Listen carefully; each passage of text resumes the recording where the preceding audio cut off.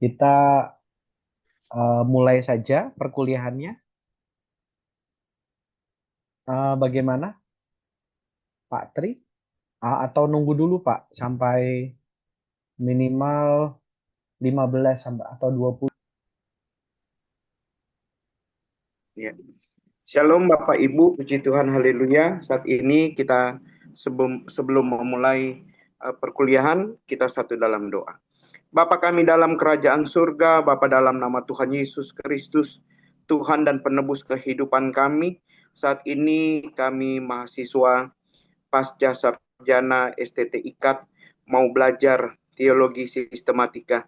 Kami mohon kuasa Roh Kudus memimpin kami, menerangi kami semua sehingga kami dapat mengerti, memahami akan mata kuliah ini. Doa kami bagi Bapak dosen yang akan mengajar kami pada malam hari ini, Bapak Pendeta Dr. Tri Utomo, Tuhan memberkati. Tuhan selalu berikan kesehatan, kekuatan, panjang umur, memberkati keluarganya. Terima kasih Bapak di sorga untuk rekan-rekan kami yang belum masuk ke dalam Zoom meeting ini. Tuhan menolong supaya sama-sama bisa mengikuti perkuliahan pada malam hari ini. Kami menyerahkan proses perkuliahan pada malam hari ini hanya di dalam nama Bapa, Anak, dan Roh Kudus, di dalam nama Tuhan Yesus Kristus. Haleluya. Amin. Amin. Terima kasih, Pak Michael. Oke, untuk Bapak Ibu diharapkan kita open cam ya. Apabila tidak berhalangan, mari kita open cam untuk kita menghargai Pak dosen juga yang sudah membagikan. Oke, dipersilahkan Pak Tri untuk memimpin kita semua. Terima Baik, kasih. selamat malam Bapak Ibu. Malam Pak. Selamat malam, Iya, Pak. saya ingat-ingat saya belum kasih tugas ya. Malam, Pak. Belum Pak. Belum ya? Waduh, ini saya agak... Tadi saya diskusi sama Pak Rudi ini. Sebaiknya bagaimana? Apakah kita ujian saja atau bagaimana nih?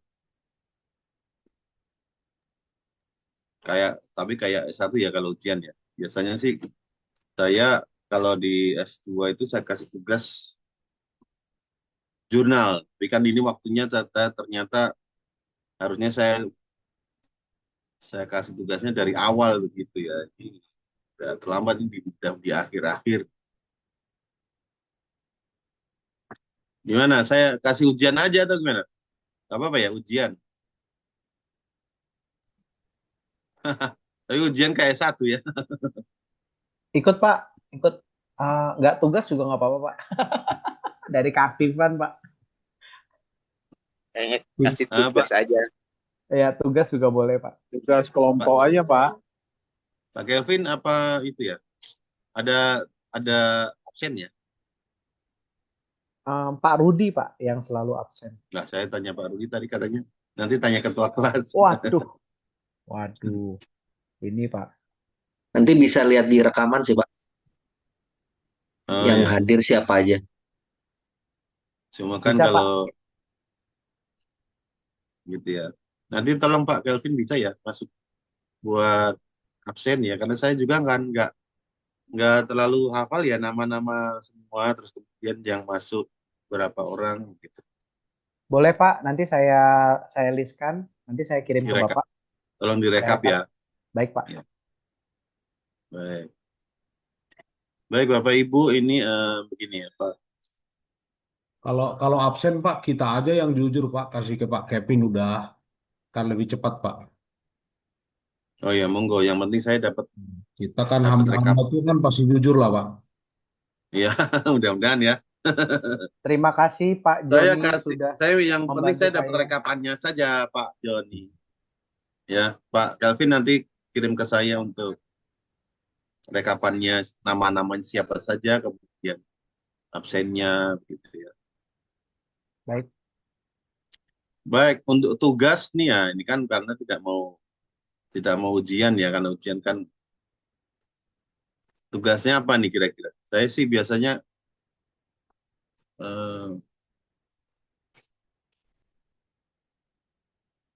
Kalau artikel terbit gimana? Atau tugas apa ini? Mau biasanya tugas apa ini?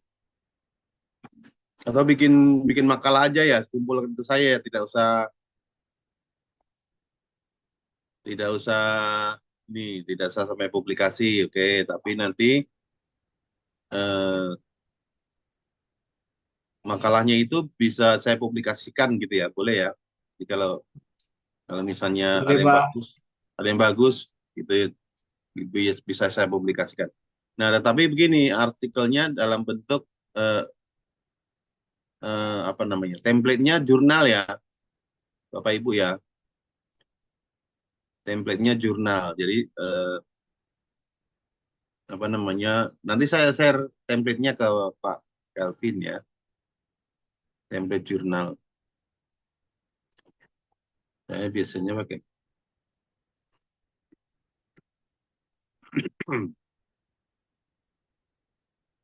atau coba saya ini ya.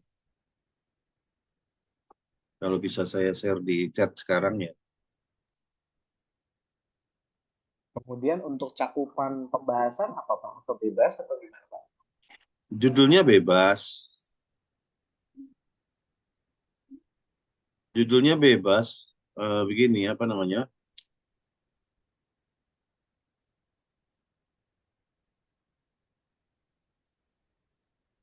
Berhubungan dengan sistematika, Pak. Oh iya, iya pasti. Judulnya bebas tapi ya selalu harus berhubungan dengan sistematika. Saya nggak tahu ini apakah ini ya.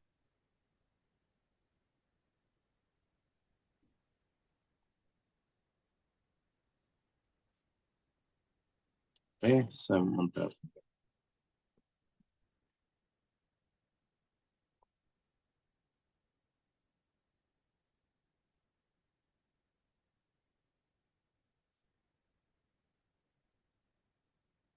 Bentar ya Pak. Bapak Ibu. Saya cek dulu nih template-nya benar apa enggak. Ya, oke.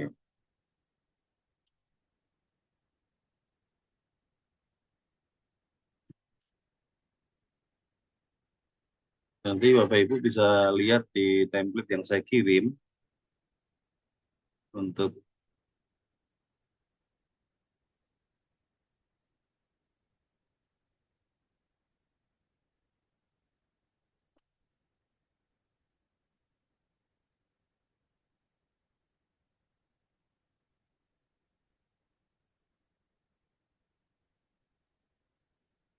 oke, ya, silakan ini di download ya.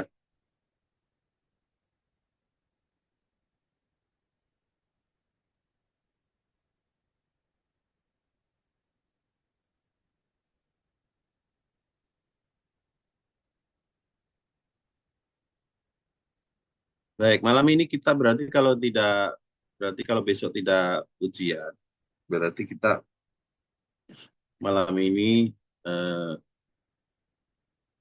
akan bahas satu tema ya.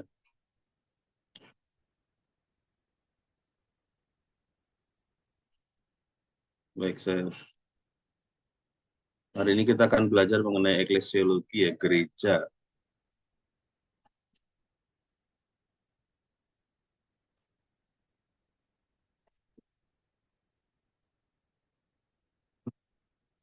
Ini bagaimana? Kelihatan atau full ya? Kelihatan Pak full. Semua atau kepotong? Semua, Pak. Semua kelihatan, Pak. Nggak kepotong ya? Enggak, Pak. Oke. Baik, yang kita akan belajar adalah eklesiologi ya. Ini adalah eh,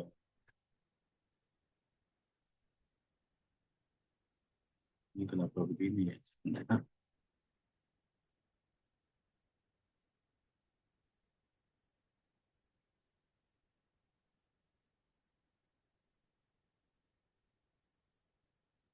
ini ajaran tentang gereja ya, memahami konsep peran struktur gereja dalam masyarakat.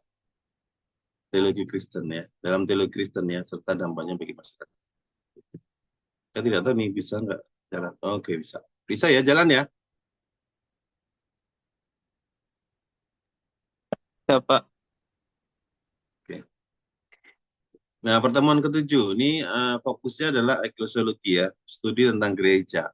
Kita mencari pengertian gereja, ya, peran, ya, dan fungsi. Ya.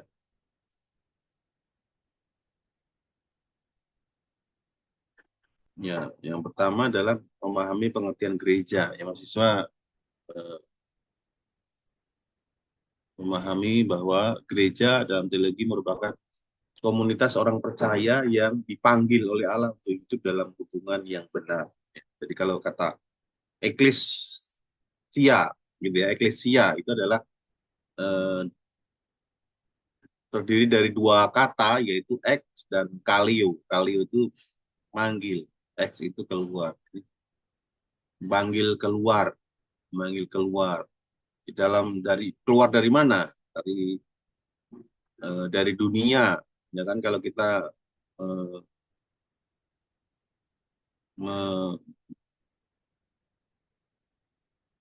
melihat di Petrus ya, jadi kita dipanggil dari dunia masuk ke dalam eh, menjadi umat Allah gitu atau imamat yang rajani, umat kunyan Allah. Dan tetapi setelah dipanggil ke luar, eklesia itu eh, diutus ke dalam dunia. Jadi tidak mungkin orang dipanggil keluar dari dunia, ini mati kalau dipanggil keluar dari dunia ya. Tetapi kemudian setelah dipanggil keluar dari dunia, ya kemudian diutus ke dalam dunia. Itu namanya eklesia, kata gereja, eklesia. Ya, identifikasi, ya, fungsi, termasuk pemberitaan Injil dan pelayanan kepada masyarakat. Jadi perannya, ya peran dan fungsi, ya, itu selain tujuan rohani, tetapi juga tujuan sosial harusnya, tujuan sosial harus ada ya. 3 panggilan gereja itu terdiri dari koinonia, diakonia, marturia, gitu ya. Itu biasanya kayak gitu sih 3 panggilan gereja. Ya, struktur ya, ya mungkin kita tidak akan bahas struktur ya, cuma kita bedakan antara sebenarnya gereja itu adalah sebuah organisme, yang satunya adalah organisasi. Sehingga gitu saja. Ada lokal, ada universal. Kita tidak akan belajar pemerintahan gereja, ya, karena itu sebenarnya ada mata kuliah sendiri di manajemen gereja atau di pemerintahan gereja ya, atau apa istilahnya kalau di satu ya, tata kelola pemerintahan gereja. Bukan apa istilah, saya lupa nama mata kuliahnya itu ya, yang belum pelajari pemerintahan gereja itu ada mata kuliah tersendiri. Ya, pengertian gereja dalam teologi ya. Jadi gereja atau eklesia ya dalam bahasa Yunani berarti panggilan keluar atau dipanggil keluar. Ya, gereja merupakan komunitas eh, orang percaya yang dipanggil Allah untuk hidup ya dalam hubungannya yang benar dengan Allah dan juga dengan sesama. Ya, berfungsi bermisi sebagai tubuh Kristus di dunia, memiliki visi untuk menyebarkan Injil dan mewartakan kerajaan. Jadi seperti yang tadi saya bilang, dipanggil untuk diutus, gitu. Dipanggil keluar untuk diutus, dipanggil keluar untuk keluar dari dunia dalam pengertian bahwa tidak lagi hidup dengan cara-cara dunia, hidup dalam persekutuan dengan Allah dan meninggalkan cara-cara duniawi, gitu ya, keduniawian. Baru kemudian setelah itu diutus untuk menjadi saksi Kristus. Nah, gereja itu terdiri dari dua ya, yang disebut dengan gereja universal dan gereja lokal. Gereja universal terdiri dari seluruh umat Kristen di dunia yang mencakup semua pengikut Kristus tanpa batasan geografis. Ya, ini juga sering disebut sebagai gereja sebagai organisme, gitu ya, organisme. Ya, menunjukkan kesatuan iman misi gereja yang menyebarkan apa ini? Penutupan Injil ke seluruh dunia, menyebarkan Injil ke seluruh dunia. Nah, gereja lokal adalah gereja sebagai komunitas kecil yang berkumpul di suatu tempat tertentu seperti kota, desa. Ya, di sini umat Kristen beribadah, belajar firman Tuhan, saling mendukung dalam iman. Gereja lokal juga menjalankan misi sosial sesuai dengan konteks wilayah. Jadi gereja lokal ya tentu berkaitan dengan gereja di suatu tempat. Ya, tetapi juga ini adalah gereja yang berkaitan dengan denominasi tertentu. Kalau di gereja lokal. Karena ketika gereja lokal itu sudah merupakan gereja yang terafiliasi ya, dengan sebuah organisasi biasanya.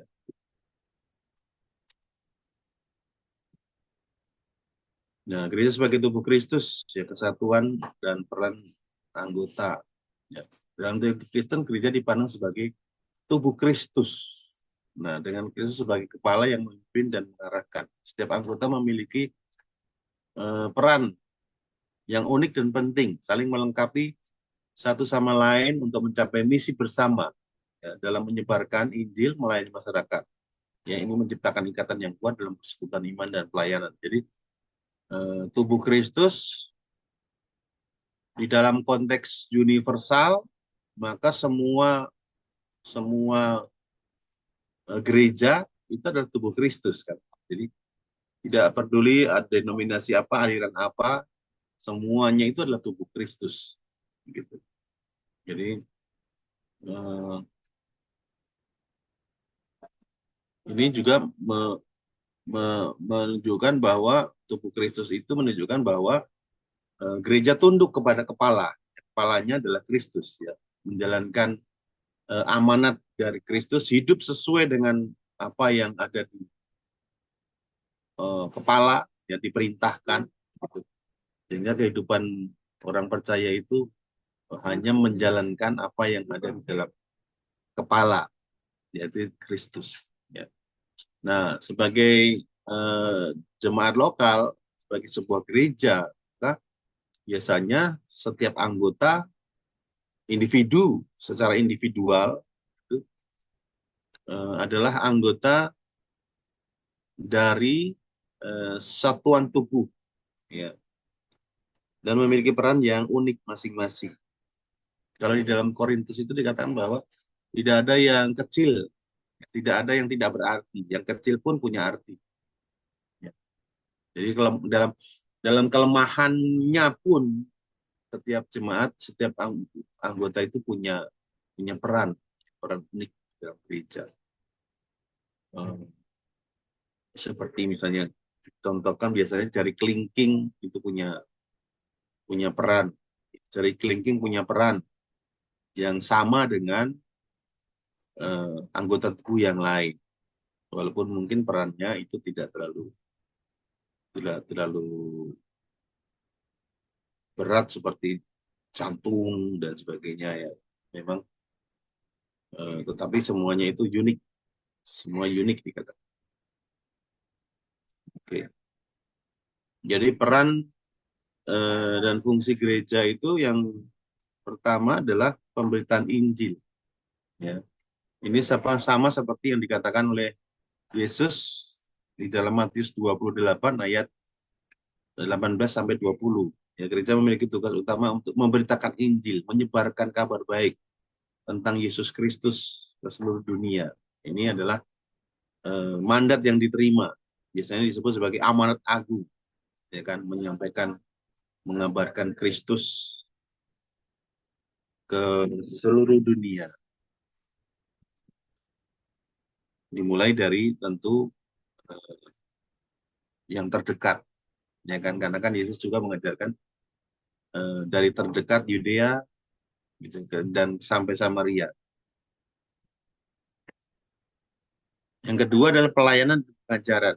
Gereja berfungsi sebagai tempat pengajaran firman, ya, dan pembinaan iman, ya, baik itu melalui khotbah, melalui studi Alkitab, dan program gereja.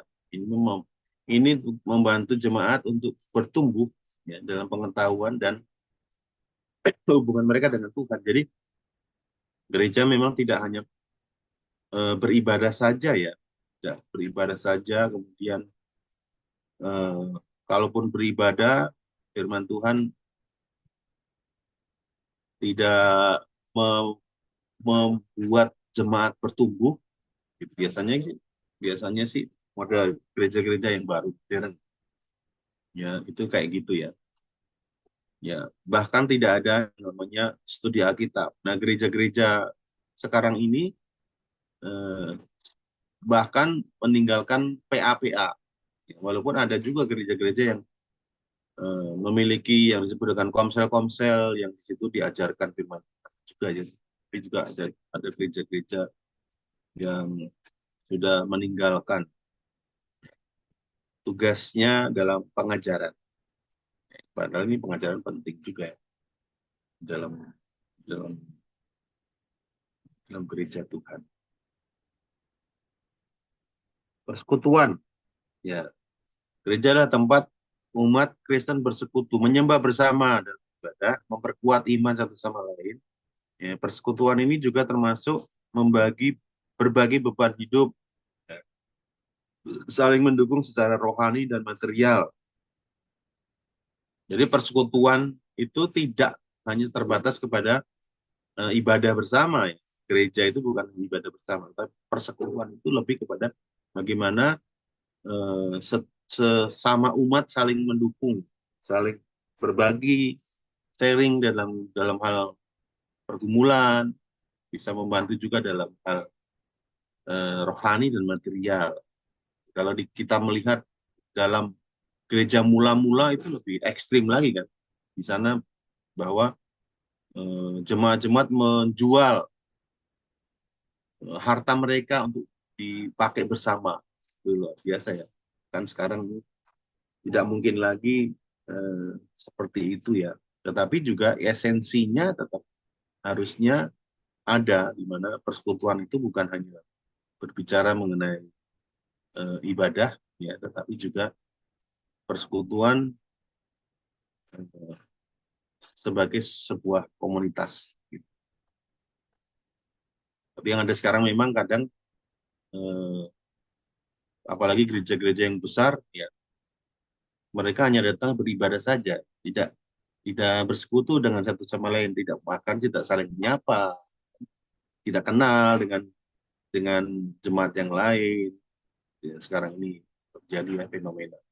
Jadi gereja sudah kehilangan jati diri sebenarnya,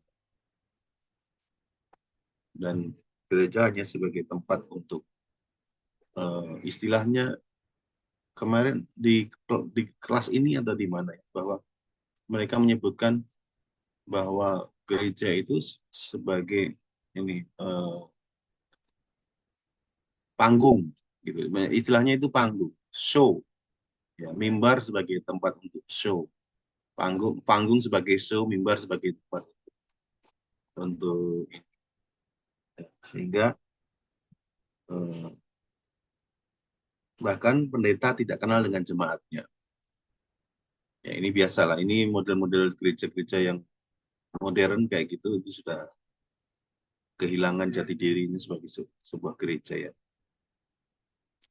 Kemudian sakramen dan liturgi, ya. Jadi gereja ini adalah tempat untuk sakramen, ya, sakramen. Karena di luar gereja tidak ada sakramen, Ya, sakramen itu hanya diberikan oleh gereja. Gereja sebagai tubuh Kristus, ya, di mana mewakili Kristus sebagai kepala untuk memberikan sakramen. Bahkan kalau gereja ortodoks itu lebih parah lagi.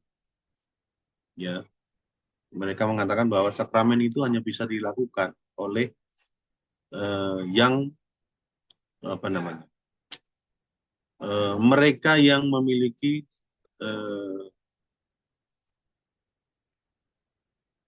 apa namanya, rasuli, apa sih namanya, suksesi rasuli, hanya dari rasul-rasul yang kemudian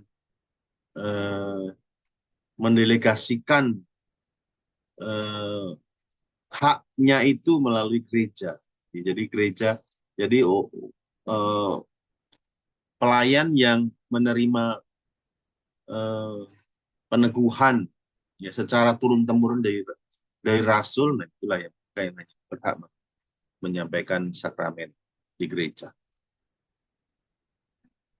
Dan liturgi, ya, liturgi tentu saja, liturgi bagian dari ibadah, dan sakramen juga termasuk dalam itu. Kemudian diakonia, ya, tugas dan peran, fungsi dan peran gereja juga salah satunya adalah diakoni. Gereja bertanggung jawab secara sosial melayani masyarakat, ya, baik dalam hal material maupun rohani. Terutama biasanya kalau diakonia itu bergeraknya itu di luar persekutuan, jadi melayani di tengah masyarakat. Ya. Jadi pelayanan ini mengarah pada di mana gereja berkontribusi dalam menyelesaikan masalah sosial.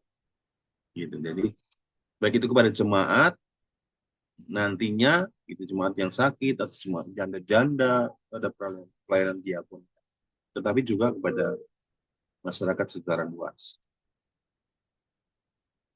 Ya, ini kalau kita jelaskan satu-satu, ya, sebagai masyarakat, sebagai bagian dari mandat yang diberikan oleh Kristus, gereja memiliki tanggung jawab untuk memberitakan Injil dan menyebarkan kabar baik, ya, tentang Kristus. Ini menyangkut pengajaran pelayanan evangelisasi, bertujuan untuk menjangkau mereka yang belum mengenal Kristus dan memperkuat iman orang Kristen. Ya. Pelayanan pengajaran, pengajaran firman Tuhan, pembinaan iman berkelanjutan. Ya. Pengajaran firman bisa dilakukan lewat khotbah, tapi pembinaan iman yang berkelanjutan itu bisa dilakukan dengan berbagai macam cara, katekisasi lah, apa, kegiatan studi Alkitab, program gereja, misalnya persekutuan dan sebagainya. Ya, persekutuan dan penyembahan ini yang tadi kita sudah singgung, ya, bersekutu, ya, persekutuan yang melebihi hanya sekedar ibadah. Ya, sakramen ada baptisan, ada 2 sakramen yang kita punya, Kristen, ya, terutama Kristen, beda kalau misalnya Katolik. Ya, sakramen baptisan adalah merupakan tanda masuknya seseorang ke dalam komunitas gereja, menandakan pengampunan dosa dan pembaruan hidup. Ini mencerminkan kematian dan kebangkitan Kristus. Walaupun nanti kemudian baptisan juga menjadi polemik, ya, dalam pengertian metodenya. Banyak sekali perdebatan hanya berkisaran tentang metodenya. Padahal esensinya dari baptisan itu adalah masuknya seseorang ke dalam tubuh Kristus, gitu. Ya. Dan dilakukan melalui inisiasi yang melambangkan keikutsertaan orang percaya itu dalam kematian dan kebangkitan Kristus, gitu. Walaupun kemudian keikutsertaan dalam kematian dan kebangkitan itu kemudian dilambangkan atau dilakukan dengan cara baptisan. Baptisan itu kemudian metodenya yang menjadi perdebatan. Ada yang percik, ada yang bendera, ada yang selam, kan? Nah, memang penggambaran yang lebih representatif dari mati dan bangkit itu selam, gitu ya. Jadi ketika dia masuk ke dalam air, eh, itu menandakan kematian, dan kemudian keluar dari air itu bangkitan. Walaupun itu tetapi apakah kemudian metodenya ini juga penting, ya mungkin itu bisa menjadi perdebatan juga di dalam gereja selama ini sampai sekarang ini. Ya, perjamuan kudus. Ya, perjamuan kudus adalah pengingat pengorbanan Kristus. Perjamuan kudus adalah sakramen yang mengingatkan umat Kristen akan pengorbanan Kristus di kayu salib. Ya, dalam perjamuan ini roti dan anggur melambangkan tubuh dan darah Kristus. Jika kita ikut perjamuan, maka kita terlibat di dalam persekutuan dengan Kristus melalui darah dan tubuh. Ya, yang kalau di dalam gereja Katolik itu hadir melalui roti dan anggur, gitu ya. Dan roti anggur itu berubah menjadi tubuh dan darah Kristus. Kalau di dalam gereja-gereja Lutheran, gitu ya, itu adalah roti dan anggur itu tidak berubah, tetapi Yesus hadir dalamnya. Hadir ketika mereka memakan roti dan anggur, itu artinya mereka bersekutu dengan tubuh Kristus secara nyata. Tapi kalau gereja Calvinis itu hanya simbol saja, lambang saja. Roti dan anggur melambangkan. Tapi jika itu adalah sebuah persekutuan, gitu ya, perjamuan kudus itu adalah persekutuan dengan darah dan tubuh Kristus, maka harusnya bukan sekedar melambangkan, tetapi benar-benar tubuh dan darah Kristus itu hadir, dan kita memiliki terkoneksi ya, secara iman dan juga secara faktual, gitu ya. Secara misteri, istilahnya kalau di dalam teologi ortodok itu misterion, ya, misterion. Jadi kita terhubung dalam kemanunggalan kita dengan tubuh dan darah Kristus, ya, secara misteri. Ya, sakramen sebagai anugerah. Sakramen ini tidak hanya sebagai ritus saja atau ritual saja, tetapi sebagai sarana anugerah yang bersifat iman dan hubungan umat dengan Tuhan. Jadi ketika mengikuti sakramen, jangan berpikir bahwa itu adalah hanya ritual saja, tapi ini ada sebuah hubungan yang nyata dengan Kristus. Makanya sebuah hal yang kudus ya.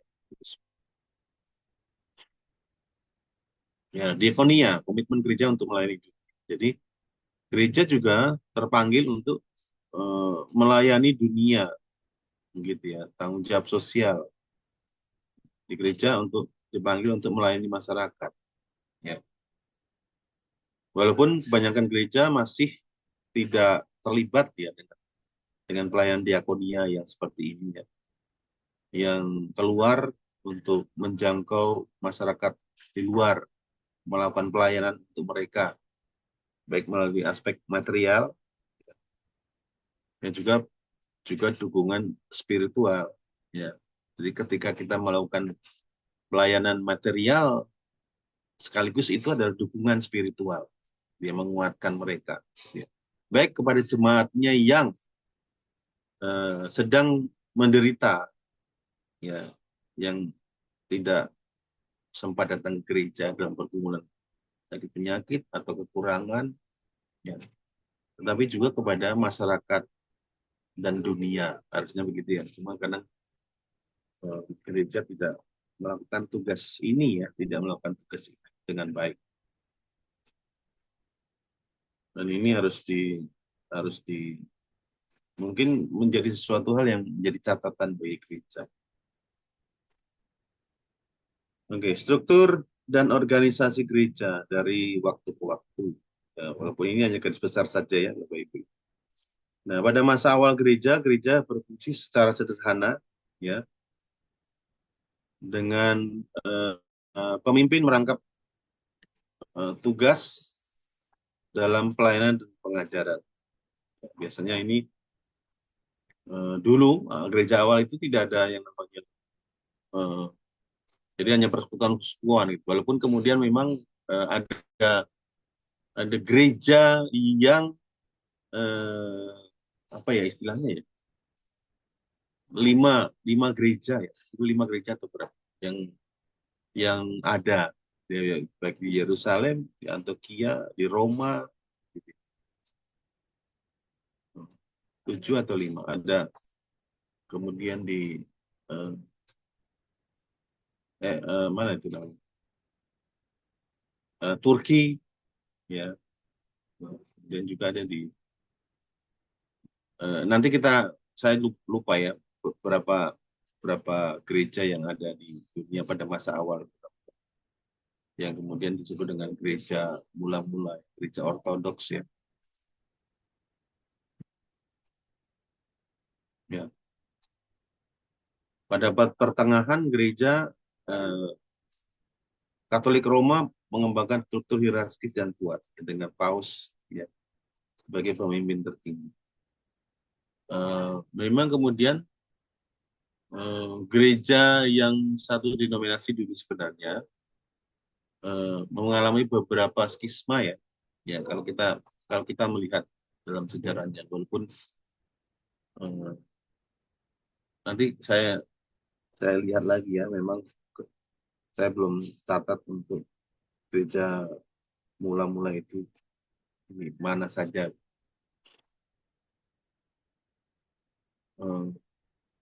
Tetapi skisma yang terjadi pada masa itu adalah yang pertama itu skisma dengan gereja oriental, ortodok oriental istilahnya gitu ya. Oriental di mana memisahkan diri pada masa konsili Chalcedon ya, dalam perpisahan karena doktrin, sehingga jemaat oriental istilahnya gitu ya, oriental itu memisahkan diri. Nanti kita lihat dari internet oriental ini gereja mana ya, kalau nggak salah itu Alexandria. Kemudian sebelum ini skisma yang kedua itu terjadi pada masa perpisahan antara gereja Katolik Roma yang memisahkan diri dari Ortodok Timur. Sebenarnya bukan memisahkan, tetapi karena ada perselisihan yang terjadi yang ketika Katolik Roma menambahkan frasa dalam pengakuan iman Nisea itu dengan menambahkan frasa dan dari Kristus, dari anak. Jadi Roh Kudus itu disebutkan keluar dari Bapa dan anak ini penambahan yang sangat sederhana itu yang dikenal dengan filologi ya. Saya membacanya, saya juga tidak tahu bagaimana cara membaca misalnya sih filioku gitu ya, filioku. Ini membuat perpecahan skisma yang terbesar ya ketika Roma Katolik kemudian memisahkan diri dari Ortodoks Timur ya. Jadi ada pada masa itu ada Ortodok Oriental, ada Ortodok Timur, dan gereja Barat ya yang diwakili oleh Roma, gereja Barat.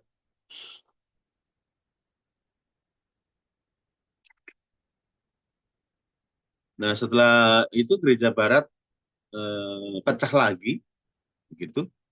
Gereja Barat ini pada sekitar 1500-an Martin Luther memisahkan diri dari gereja Barat ya, gereja Roma ya, Katolik Roma secara khusus, dan inilah muncul denominasi baru yang disebut dengan Protestan ya, dan struktur yang lebih demokratis. Sehingga kemudian dari Protestan inilah kemudian muncul berbagai macam denominasi yang banyak, ya, denominasi yang banyak. Itu kita sudah tahu ya. Dan era modern ini banyak gereja lokal yang mendapat struktur yang organisasi yang fleksibel, ya, adaptif, sesuai dengan kebutuhan kongregasi masing-masing. Jadi banyak gereja-gereja yang muncul baru dengan denominasi baru, gitu ya. Ketika mereka mau membuat sebuah gereja, seorang pemimpin membuat gereja, punya umat, maka mereka punya nama sendiri, gitu ya. Nama sendiri dan gereja sendiri. Jadi atau mereka itu tergabung di mana? Mungkin banyak yang membuat denominasi. Walaupun secara organisasi saya nggak tahu apakah masih terjadi penutupan di Depak bahwa tidak boleh ada lagi. Ya, tetapi nggak tahu apakah peraturan baru ini sudah boleh ya. Dan juga tidak terlalu mengikuti ya peraturan Depak. Dulu sih seingat saya sudah tidak ada lagi, tidak boleh lagi membuat denominasi baru. Nah, sehingga memang kadang kemudian walaupun gerejanya dengan nama baru, tapi dia tergabung dalam organisasi tertentu hanya untuk demi dianggap tercatat.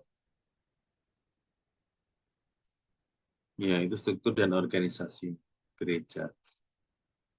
Tugas dan peran pemimpin gereja. Pemimpin gereja termasuk penatua pendeta memainkan peran kunci dalam kehidupan jemaat.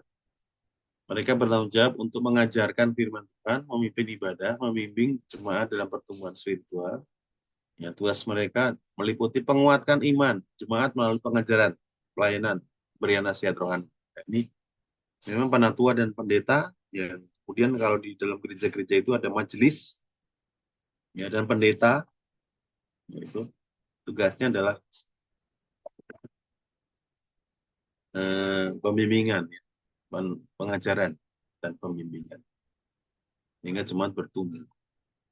Ya. Saya menyoroti bahwa banyak gereja yang tidak membawa jemaatnya untuk bertumbuh secara rohani. Banyak juga yang hanya semacam ibadah, euforia, dan sebagainya. Nah, diaken, ya, salah satu bagian dari tua-tua, ya, diaken adalah individu yang dipilih untuk melayani dalam hal praktis, ya, dalam gereja, ya, seperti pelayanan kepada orang miskin, menjaga keseimbangan antara kebutuhan rohani dan praktis, serta membantu dalam kegiatan pelaksanaan kegiatan gereja. Ya. Pelayanan gereja fokus pada, ya, pelayanan gereja ini biasanya majelis dan pendeta, mencakup berbagai peran yang tidak hanya terbatas pada diakonnya, tetapi juga termasuk pengajaran, pemimpin ibadah, dan peran lain yang berfungsi atau berfokus pada pengembangan iman, ya, dan kegiatan rohani. Kalau gereja-gereja modern, biasanya itu adalah pendeta-pendeta atau pastor-pastor, ya. Pastor-pastor yang kemudian ada pastor senior, ada pastor bagian pemuda, dan pastor banyak sekali, ya, bagian-bagiannya. Ya, ini organisasi gereja modern agak berbeda dari dulu, ya. Ya, gereja lokal dan universitas dan universal kebebasan dan keberagaman. Gereja lokal memiliki otonomi dalam pengorganisasian, memungkinkan penyesuaian dengan konteks dan kebutuhan jemaat. Di sisi lain, gereja universal meliputi berbagai macam denominasi, ya, masing-masing dengan tradisi dan struktur yang berbeda, mencerminkan keragaman iman Kristen secara global, ya, baik organisasi maupun juga lintas organisasi. Ya. Ya. Ajaran kita tentang persekutuan atau kebersamaan gereja. Inti kehidupan Kristen, persekutuan di dalam gereja menciptakan lingkungan di mana orang percaya dapat saling mendoakan, mendukung satu sama lain, memperkuat iman di tengah-tengah tantangan hidup. Ini yang penting dalam bergereja, ya. Supaya tujuan ini atau kebutuhan ini bisa diakomodir oleh gereja, gitu ya. Sehingga persekutuan di lingkungan gereja itu bisa berjalan dengan baik.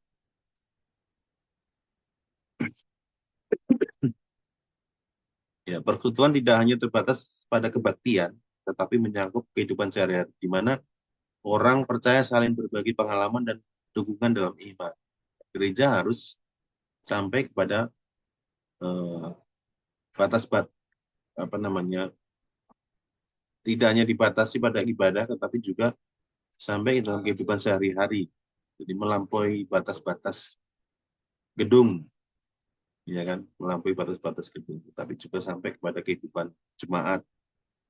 Ya, sehingga pendeta pelayan harus tahu bagaimana kehidupan jemaatnya, bagaimana mereka menghadapi pergumulan, bagaimana yang mereka membutuhkan dukungan baik secara moral maupun material, spiritual, harus lebih dari ibadah atau kebaktian.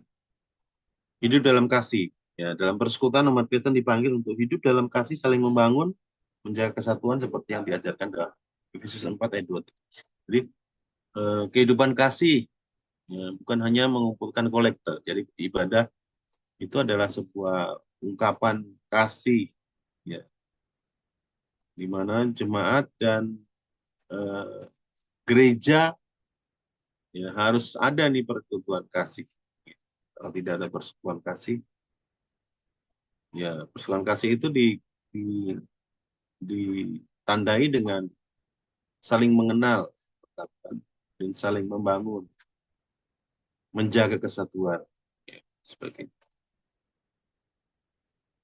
Ya, persekutuan dalam kasih. Umat Kristen dipanggil untuk hidup dalam kasih, saling mendukung, membangun iman satu sama lain.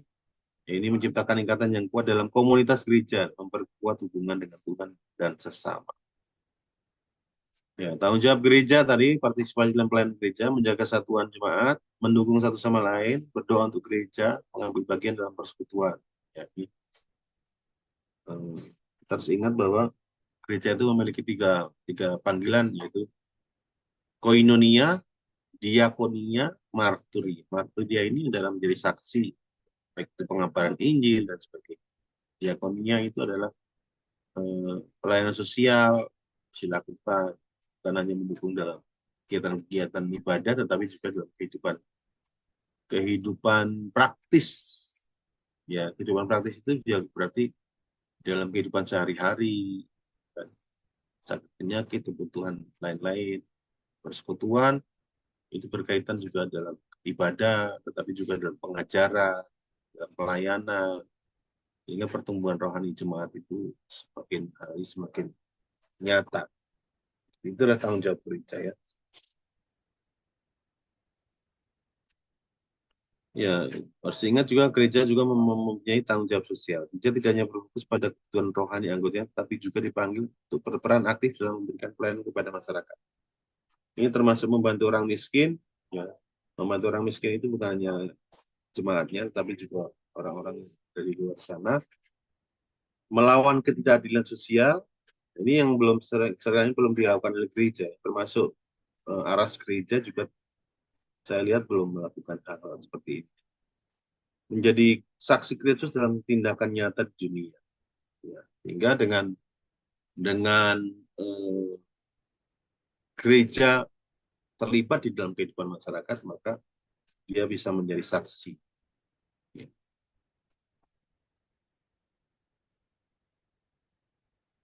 Ya. Pelayanan kepada orang miskin itu kita bertanggung jawab memberikan pelayanan kepada orang miskin sebagai wujud kasih dan kepedulian terhadap sesama. Ya, baik berupa materi, ya, ini terutama kepada orang miskin yang ada di sekitar gereja, ya. Melawan ketidakadilan, ya, di dalam advokasi juga, ya, kepada mereka yang tertindas, gereja harus melakukan kegiatan pendampingan, ya. Ya, gereja sebagai terang dan garam dunia. Gereja memiliki peran penting dalam masyarakat dengan menjadi terang dan menerangi kegelapan dan garam yang memberikan rasa, melestarikan kebaikan. Ya, tindakan kasih dan pelayanan gereja menjadi saksi nyata, ya, dari kasih Kristus. Jadi ini etika sosial istilahnya, ya, etika sosial. Jadi gereja harus menjadi teladan. Ya. Ketika orang Kristen hidup sesuai dengan etika Kristen, maka itu menjadi etika ketika dilakukan di tengah-tengah masyarakat menjadi etika publik, di mana garam dan terang itu dinyatakan. Ya, etika publik dilakukan terutama oleh para pemimpin gereja yang terlibat di dalam masyarakat, di dalam kehidupannya dengan masyarakat. Ketika dia menjadi tokoh masyarakat, dia harus setia kepada etika Kristen, sehingga ini menjadi etika publik dia, ya, dan sehingga mampu untuk menjadi garam dan terang, ya, ketika dia menyuarakan kebenaran Kristus, ya kan, dan moral dan etika yang benar. Tidak korupsi ketika kita menjadi seorang pekerja, misalnya. Itu juga adalah peran gereja sebagai garam dan terang, melakukan tugas pekerjaan yang sesuai dengan nilai-nilai kekristenan, ya, di tengah-tengah masyarakat. Tentu itu sesuatu yang harus dilakukan. Oke, nah ini terakhir adalah silakan diskusi, ya, ditanyakan, disampaikan pertanyaan ataupun juga sumbangsih pemahaman supaya kita juga saling diperkaya, gitu ya. Ya, pemahaman tentang gereja dan perannya, ya, dalam pertemuan ini mahasiswa belajar konsep gereja, termasuk pengertian fungsi, struktur organisasi dan sebagainya. Oke, habis. Apa yang saya sampaikan sudah selesai. Bapak Ibu silakan untuk menanggapi, ya, terutama menanggapi, ya, kalau pertanyaan mungkin. Izin bertanya, Pak. Oke, saya stop share. Oke. Silakan Bapak Ibu. Izin bertanya, Pak. Pak Stanley silakan. Iya, ya Pak, terkait dengan gereja. Nah, di sini gereja sebagai tubuh Kristus, Pak. Nah, jadi ada masing-masing gereja dia berbeda-beda dengan cara perjamuan. Nah, terkait dengan perjamuan, Pak, masing-masing perjamuan berbeda. Nah, kalau kita bersama untuk karismatik dia diadakan per bulan. Nah, untuk gereja yang lainnya diadakan 3 bulan sekali atau hari-hari tertentu. Nah, Pak, kenapa kalau gereja disebut dengan tubuh Kristus, kenapa perjamuannya terkait dengan perjamuan ini bisa berbeda, Pak? Ada yang dilakukan sebulan sekali di awal bulan, ada yang dilakukan pada hari-hari tertentu atau 3 bulan sekali, Pak. Nah, kenapa menjadi perbedaan, Pak? Yang kita ketahui bersama, gereja adalah satu tubuh Kristus, tapi kenapa ada perbedaan, Pak, mengenai dengan perjamuan? Mungkin itu, Pak, minta Ya, penjelasannya. baik. Ada yang mau memberikan tanggapan melalui dengan pertanyaan ini? Silakan Bapak Ibu. Nggak apa-apa, saling sharing aja ya kan. Kalau saya tanggapan saja kali Pak ya. Ya silakan. Kalau di Alkitab diajarkan bahwa setiap murid berkumpul, bahkan mereka memecah roti dan berdoa. Tujuannya apa? Mengingat perjanjian baru yang Tuhan Yesus lakukan untuk mereka. Bagaimana mereka ditebus, bagaimana mereka dibeli, ya ibaratnya kan mereka selamat, kita mendapatkan keselamatan. Bagaimana kita diajak untuk mati seperti Kristus memikul salib, ya, keluar dari kelemahan kita. Nah, bahkan kalau di Alkitab digambarkan bahwa murid-murid di jemaat pemula, mereka ketika berkumpul di Kisah Para Rasul, mereka selalu memecah roti. Nah, kalau tadi pertanyaannya Pak Stanley, kenapa kok berbeda-beda? Saya percaya itu kebijakan, ini cara kebijakan. Kembali lagi kepada perbedaan itu ya Pak ya. Nah, kalau saya sih lebih bukan kenapa berbedanya, tapi bagaimana gereja itu bisa membawa jemaat itu untuk bisa melihat Kristus mati dan bangkit untuk kita hidup sebagai murid Tuhan. Gitu sih Pak, pandangan saya. Iya. Heeh. Ada yang lain yang Bapak Ibu mungkin yang mau nambah? Silakan. Pengalamannya di gerejanya kenapa? Mungkin ada yang adalah seorang pendeta, pelayan Tuhan, majelis di gereja.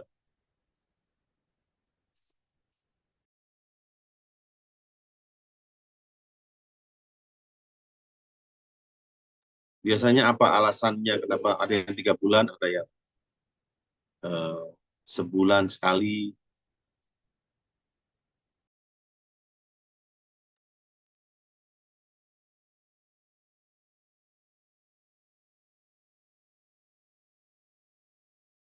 Saya Pak,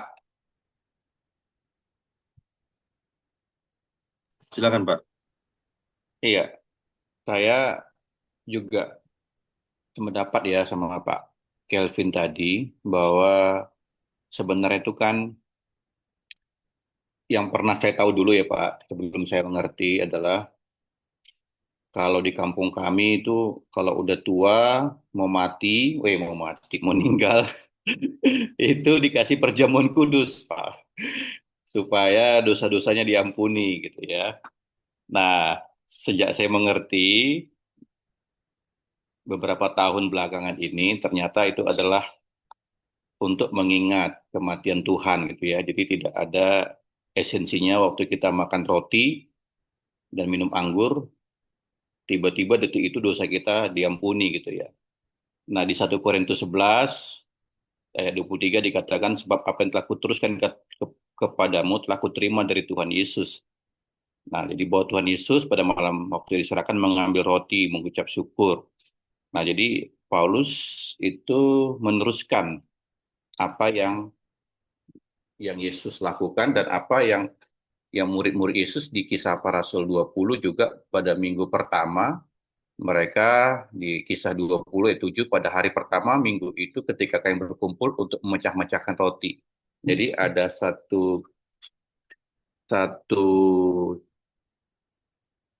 murid-murid Yesus itu berkumpul setiap minggu pertama, mereka mecah-mecahkan roti, itu kebiasaan mereka dan jadi satu jadi satu ibadah mereka di hari Minggu itu mereka mengambil sarana roti dan anggur itu untuk mengingat pengorbanan Yesus, kematian Yesus di atas kayu salib. Dan mereka meneruskan ini untuk memberitakan kematian Yesus. Jadi ada konsep penginjilan juga di sana, ada konsep mengingat betapa pengorbanan Yesus sangat luar biasa dalam kehidupan mereka. Nah, jadi mengapa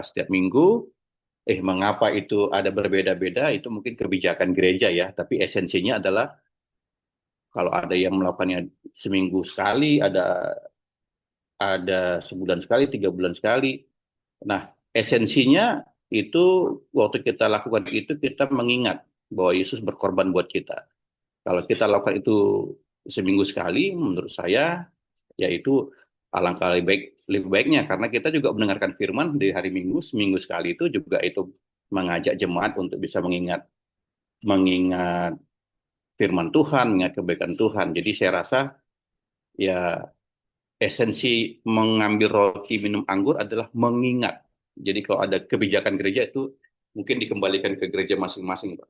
Terima kasih.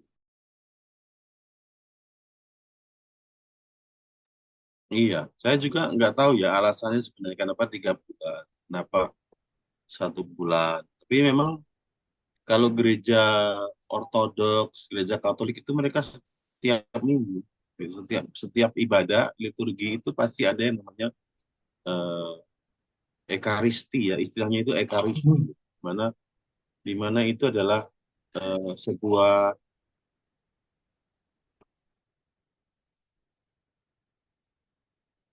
Oke, mungkin boleh boleh berbagi juga Pak. Kalau silakan silakan. pengalaman saya, kenapa kok ada yang 3 bulan? Memang sebenarnya kalau kita melihat dari sejarah gereja, dari awal adalah sebenarnya kan setiap minggu itu, ya kan, seperti yang tadi disampaikan Pak Kelvin atau Pak Reinhardt.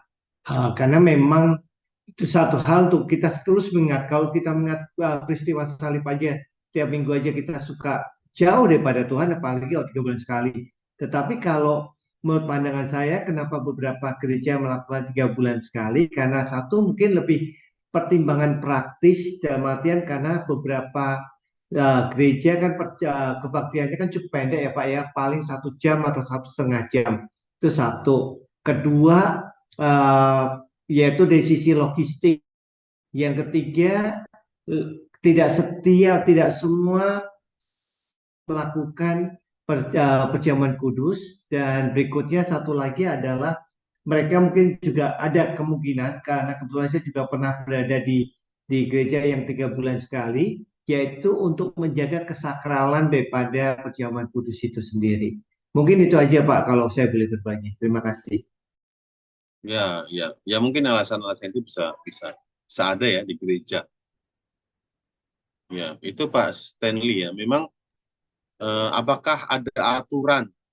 Ya, ada aturan. Ya, sebenarnya secara tradisi sebenarnya itu dilakukan setiap minggu sebenarnya, di mana kita bersekutu dengan Kristus. Ya, kalau di dalam itu kan kita sebenarnya sakramen perjamuan kudus itu kan kita bersekutu dengan Kristus, dengan kematian, dengan darah dan tubuh Kristus yang tentu akan membawa kita kepada hubungan yang dekat dengan Tuhan. Ketika kita melakukan itu adalah sebuah tanda, sebuah perilaku di mana kita memiliki hubungan yang terus diperbaharui dengan Kristus, semakin hari semakin dekat, bersatu dan mandunggal dengan Kristus setiap hari. Itu istilah yang digunakan oleh memiliki hubungan, gitu ya, hubungannya itu ada, itu yang dipakai oleh gereja Ortodoks ya. Tapi kemudian memang saya tidak tahu apakah memang ada alasan praktis seperti yang Pak Samuel dan tadi katakan, bahwa kalau setiap minggu dilakukan kok repot juga gitu ya. Ada gereja-gereja yang memang cuma ibadahnya itu kadang ya itu juga mungkin karena jemaatnya juga ya tidak punya waktu banyak ya dalam ibadah. Ya. Saya tidak tahu apakah ini alasan yang bisa diterima, tetapi seringkali juga memang alasan-alasan praktis itu digunakan. Jadi atau kemudian mereka mengatur yang namanya hari-hari gereja. Ada hari-hari gereja di mana setiap hari-hari gereja tertentu itu dilakukan perjamuan kudus, gitu. Atau istilahnya itu hari raya gereja. Setiap hari raya gereja tertentu ada perjamuan kudus. Nah itu berkaitan dengan liturgi juga, liturgi gereja yang diadopsi oleh masing-masing gereja. Nah, apakah karena kita tubuh Kristus, kenapa kita harus berbeda? Tentu memang kemudian kita harus ingat bahwa kita juga gereja lokal yang memiliki organisasi tertentu gitu. Ya, walaupun kita tubuh Kristus, tetapi gereja lokal ini yang menjadi masalah, di mana gereja lokal itu kemudian terkait dengan organisasi-organisasi. Ya, organisasi tadi saya sebutkan bahwa ketika Protestan pecah dari Katolik, maka berjamur tuh akhirnya denominasi gereja. Protestan lebih dulu, kemudian ada Pentakosta muncul, dan karismatik terakhir, ya kan. Ini sebuah denominasi. Di dalam karismatik pun banyak sekali aliran atau denominasi. Di dalam Pentakosta banyak juga aliran denominasi. Di Protestan juga demikian. Jadi sehingga kebijakan-kebijakan gereja tertentu ya memiliki atau kemudian membedakan. Ya, kenapa 1 bulan, kenapa 3 bulan. Begitu Pak Stanley ya, saya pikir itu bisa diterima. Ya Pak, makasih Pak atas jawabannya. Baik, ada Bapak Ibu yang mau menyampaikan sesuatu, pertanyaan. Saya pikir ini masalah gereja ini nggak terlalu. Ini Pak Renal, silakan Pak. Terima kasih ya Pak buat penjelasannya tentang gereja.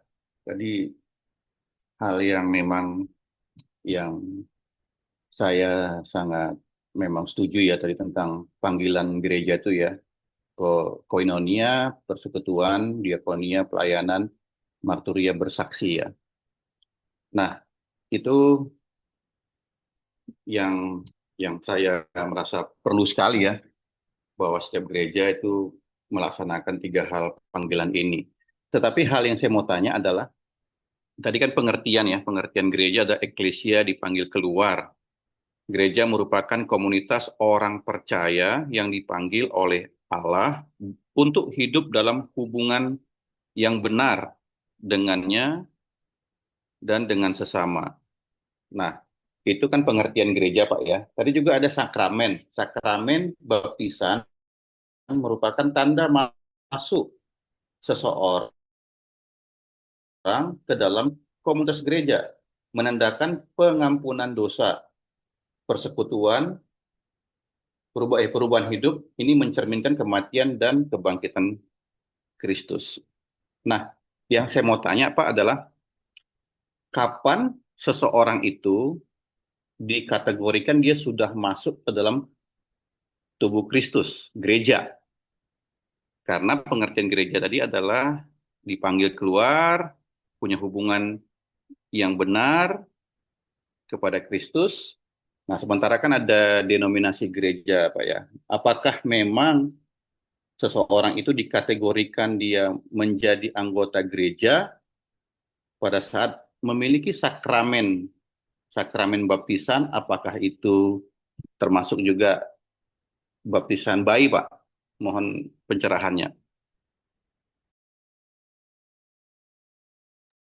Ya, baptisan itu sebenarnya sebuah inisiasi, sebuah ritual yang dilakukan untuk seseorang itu masuk ke dalam anggota tubuh Kristus. Jadi ketika seorang percaya dan dibaptis, istilahnya gitu ya, percaya itu menerima keselamatan. Ya, kita sebagai orang yang percaya kepada Kristus diselamatkan, ya, dan dibaptis. Dibaptis itu artinya bahwa dia melakukan sebuah apa sih istilahnya itu ya, sebuah inisiasi lah ya, inisiasi atau sebuah upacara peneguhan, absah ya sebagai anggota Kristus dengan cara baptisan gitu. Jadi baptisan itu adalah sebuah tanda masuknya seseorang ke dalam tubuh Kristus. Tubuh Kristus itu memang harus dipahami bukan hanya sebagai lokal, tapi juga sebagai universal, sebagai tubuh Kristus, sebagai organisme ya. Jadi kalau ditanya kapan seseorang itu menjadi anggota tubuh Kristus, ya ketika dia dibaptis, gitu. Ketika dia dibaptis. Nah, apakah baptisan bayi merupakan bagian dari seorang itu masuk ke dalam tubuh Kristus? Karena memang di dalam Alkitab itu sebenarnya ada juga ayat-ayat yang mengatakan bahwa anak itu diselamatkan oleh iman orang tuanya, gitu ya. Ada juga ayat yang mengatakan itu. Tapi juga ada ayat yang mengatakan bahwa seseorang itu harus percaya dan dibaptis. Ya, jadi memang baptisan anak itu sebenarnya tidak bisa disebut sebagai, kalau di dalam iman ini ya, Injili ya, istilahnya Injili lah ya. Beda dengan Protestan mungkin. Tetapi kalau di dalam iman Injili bahwa seseorang itu bayi itu karena dia belum bisa mengungkapkan pengakuan imannya, tidak bisa disebut sebagai dibaptis ya. Tetapi pembaptisan bayi itu juga bisa diterima karena iman orang tuanya gitu. Iman orang tuanya yang membuat seorang anak itu diterima sebagai anggota tubuh Kristus gitu. Jadi memang agak kita juga tidak bisa mengatakan tidak ya. Tapi karena idealnya sih sebenarnya seseorang dibaptis itu ketika dia mengaku percaya kepada Kristus. Idealnya ya, idealnya. Jadi baptisan yang baik ya, bukan baptisan yang baik istilahnya. Baptisan yang apa ya? Saya harus memakai bahasa apa ya? Itu adalah ketika baptisan dewasa. Makanya kemudian ada di dalam dalam tradisi Protestan itu kan CD ya, CD. Ya, CD itu adalah sebuah ritual juga yang dilakukan sebagai peneguhan terhadap baptisan yang dilakukan pada masa bayi, gitu ya. Peneguhan yang dilakukan baptisan di masa bayi. Sebenarnya ini ada sebuah eh, sebuah sebuah pengajaran yang membuat, karena kan di situ ada katekisasi ya. Biasanya kalau CD itu ada katekisasi pengajaran sehingga orang itu kemudian setelah dia menyatakan imannya di CD. Ya, di CD itu sebenarnya juga baptisan, cuma itu peneguhan terhadap baptisan waktu bayi, gitu ya. Nah, eh, bagaimana, apakah sebaiknya baptisan itu dilakukan kepada orang dewasa? Ya, menurut saya sih kalau bayi sebaiknya itu istilahnya itu penyerahan, diserahkan kepada Kristus ketika bayi. Dan baptisan itu dilakukan ketika dia sudah bisa menyatakan imannya kepada Kristus, gitu. Dan, makanya harusnya baptisan itu sudah ketika dia sudah bisa mengaku percaya, ya, paling remaja atau pemuda. Jadi ketika imannya sudah matang, imannya bisa, maksudnya dia bisa menyebutkan pengakuan imannya, baru dilakukan baptisan. Nah, saya lebih setuju memang baptisan itu tidak dilakukan pada waktu bayi, Pak Renat ya. Tetapi waktu bayi itu lebih baik dilakukan yang namanya penyerahan anak pada Tuhan, begitu. Ya, sehingga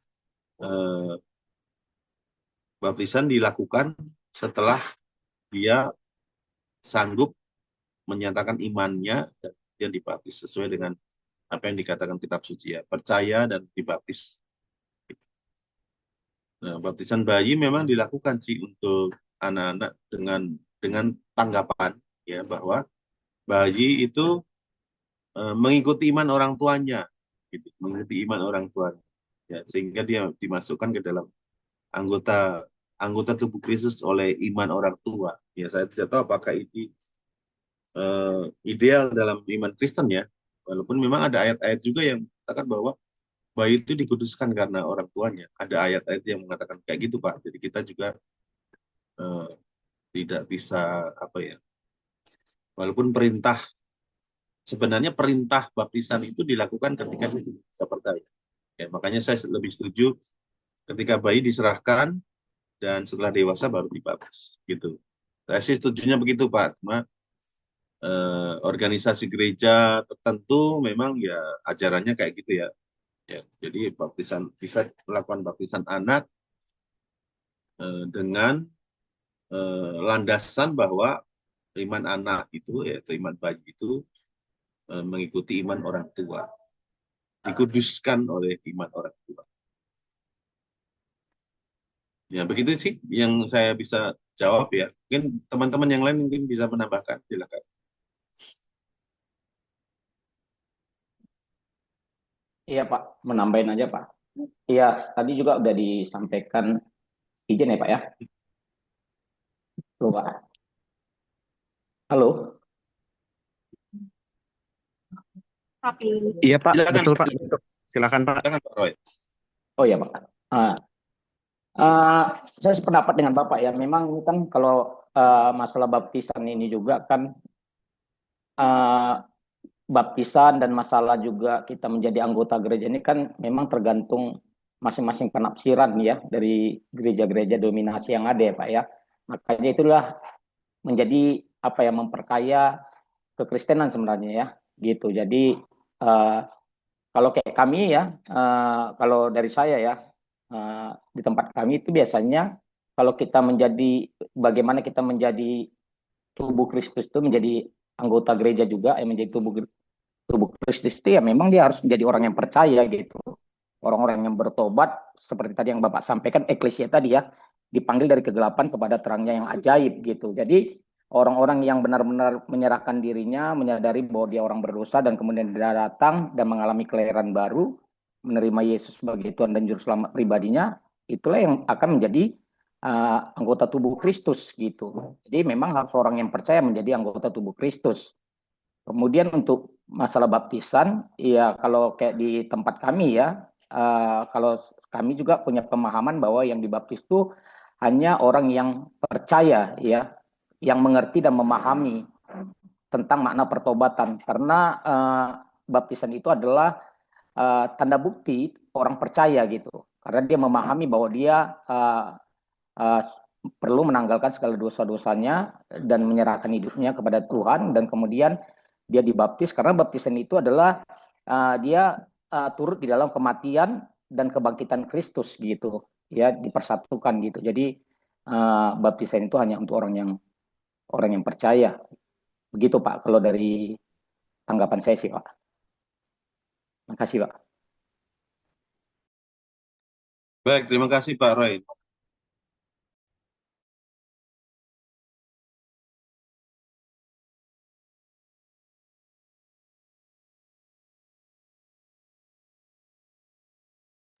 Ada yang mau menanggapi lagi, Bapak Ibu? Atau Pak Rehat mungkin mau menyampaikan Izin Pak, sesuatu? Ya, izin Pak, Pak. silakan Pak. Silakan Pak Stanley. Terima kasih Pak. Ya, terkait dengan baptisan Pak.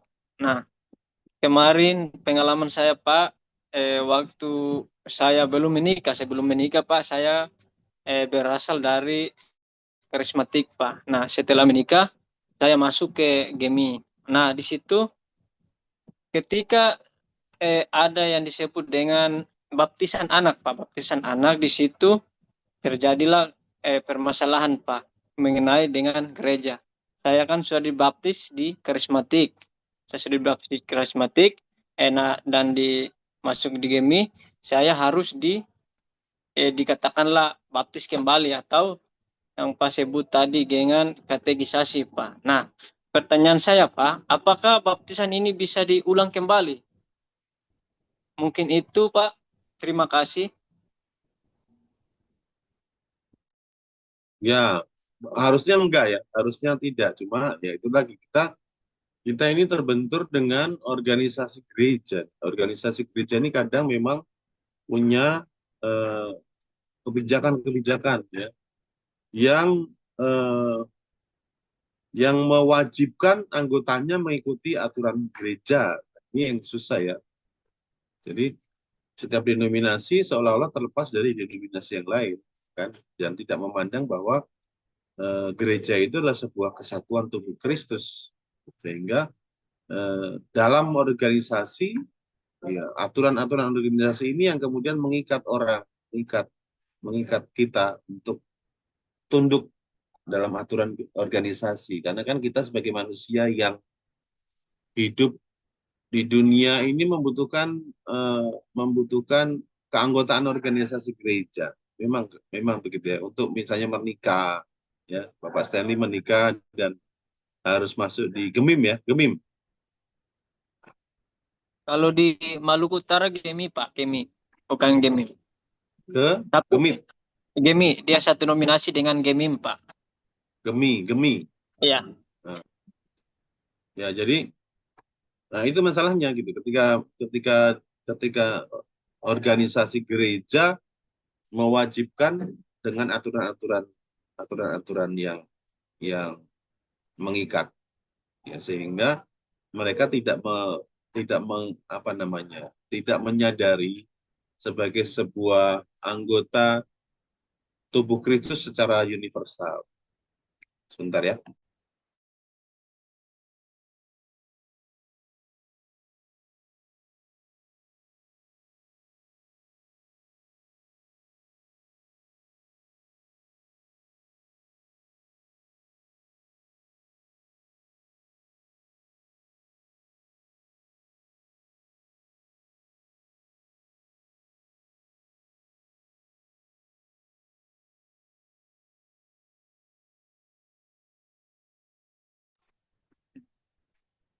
Oke, baik. Jadi kita sebagai apa? Sebagai anggota jemaat lokal memang kita mau tidak mau gitu, mau tidak mau kita harus mengikuti aturan gereja lokal. Ya, ini yang memang memang ini yang menjadi masalah juga ya ketika sebuah gereja tidak memandang dirinya sebagai sebuah bagian dari gereja secara universal. Karena aturan gereja itu aturan gereja itu lebih kuat gitu. Aturan gereja lokal lebih kuat daripada keimanan sebagai tubuh Kristus secara universal. Ini masalah yang dihadapi oleh terutama itu adalah gereja Protestan ya, gereja Kristen ya secara umum, karena kita sudah terpecah-pecah dalam denominasi yang banyak. Kalau gereja Katolik dan itu lebih lebih baik ya. Jadi pengakuan gereja itu tetap dimanapun bisa diterima. Katolik setelah di Katolik, anggota Katolik mana saja kan sama saja kan. Kita tidak mewajibkan harus. Nah, ini yang berbeda dengan gereja Kristen secara denominasi ya. Itu kelemahan tetapi juga kekayaan gereja lah. Denominasi itu bagian dari kelemahan gereja sekaligus kekayaan gereja. Kita harus terima saja lah ya. Kita harus ikuti saja bagaimana masalah organisasi gereja ini ya, aturan-aturannya ya. Karena setiap gereja kemudian membuat aturan. Ada yang aturannya ketat, ada aturannya longgar. Gereja Protestan biasanya lebih ketat.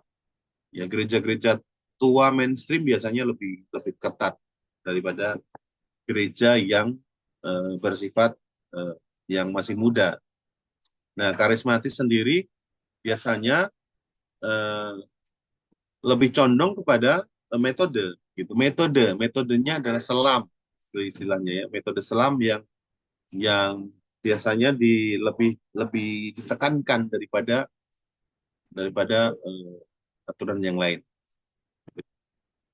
Sehingga ketika kita yang berasal dari gereja tua misalnya sudah dibaptis baik itu anak maupun CD, tetapi ketika masuk karismatik maka harus kembali diselam. Gereja yang memiliki kelemahan tetapi juga itu kekayaan. Ya, kita tergantung kita saja, kita mau ikut mana lah ya. Kita mau ikut aturan gereja atau kita mau ikut iman kita. Kalau iman kita ya berarti kita harus tinggal di dalam gereja yang sesuai dengan iman kita, tidak masuk ke dalam wilayah gereja yang lain.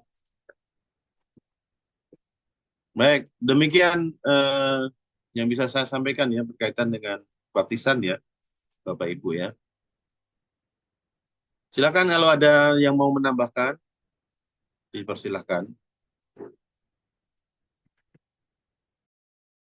Jika tidak ada, ya dan sudah cukup, ya kita bisa akhiri ya dengan kita. Baik, Pak. Iya, Pak. Apakah ada yang mau bertanya lagi? Iya, saya mau bertanya sih Pak sebenarnya, Pak. Baik, Pak. Kalau masih ada waktu ya. Silakan, Pak. Masih ada waktu ya, Pak. Iya. Silakan. Mungkin Pak minta tanggapan Bapak saja Pak mengenai ini Pak. Kan di Efesus 4 kan ada dikatakan bahwa satu tubuh, satu roh, sebagaimana kamu telah dipanggil kepada satu pengharapan yang terkandung dalam panggilannya. Di Efesus 4 ayat 4-5 ya Pak. Satu Tuhan, satu iman, satu baptisan ya Pak ya. Yang mau saya tanyakan di sini ya Pak, kan apakah menurut Bapak dengan pernyataan dari Efesus 4 ini tentang satu Tuhan, satu iman, satu baptisan ini, apakah ini sudah terjadi nggak sebenarnya di tubuh Kristus sendiri ya, di gereja sendiri gitu ya Pak? Apakah ini sudah terjadi atau akan terjadi atau kapan bisa ini terjadi gitu Pak? Itu tanggapan Bapak Oh, gimana, Pak? oh itu sudah terjadi. Jadi satu iman, satu apa tadi? Satu Tuhan, satu iman, satu baptisan. Iya, Padahal kalau kita lihat kan kayak baptisan satu tadi kan Tuhan. memang berbeda-beda. Itu apakah juga Nggak berbeda, sebenarnya nggak tidak berbeda berbeda. itu ya, Pak ya? Oke. Satu iman, satu Tuhan, Tuhan kita kan satu gitu. Ada yang Tuhan Iya, punya Tuhan lain, selain Yesus, tidak kan? iya. Satu Tuhan, satu iman, satu baptisan. Kita dibaptis juga dalam nama yang satu, itu nama Bapa, Anak, Roh Kudus. Jadi baptisan dan iman kita itu sama, satu Oh. saja, sama Pak. Jadi semuanya sama, walaupun caranya Walaupun berbeda-beda. metodenya beda-beda ya, Pak ya. Walaupun Tapi metodenya beda-beda ya. baptisannya satu di dalam nama Bapa, Anak, dan Roh Kudus. Walaupun metode pemahamannya, penafsirannya beda-beda ya Pak. Tapi itu udah tetap satu ya Pak ya. Esensinya ya Pak ya. Oke Pak. Makasih Pak.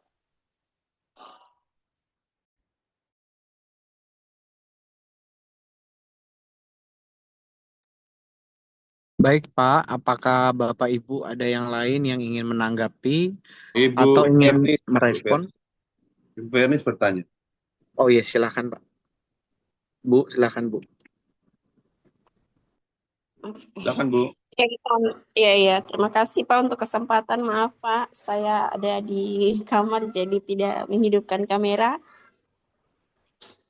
Saya mau bertanya Pak mengenai dengan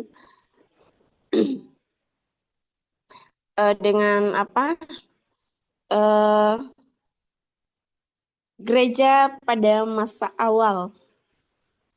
Di sini ada 2 pertanyaannya Pak.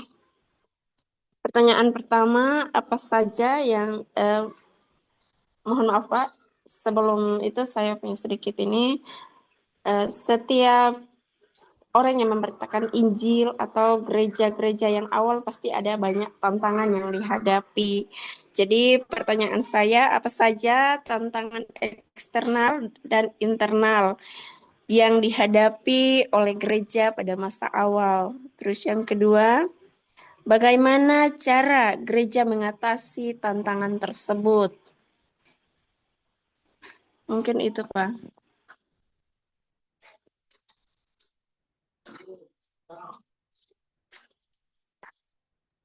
Di gereja awal ya, di gereja awal.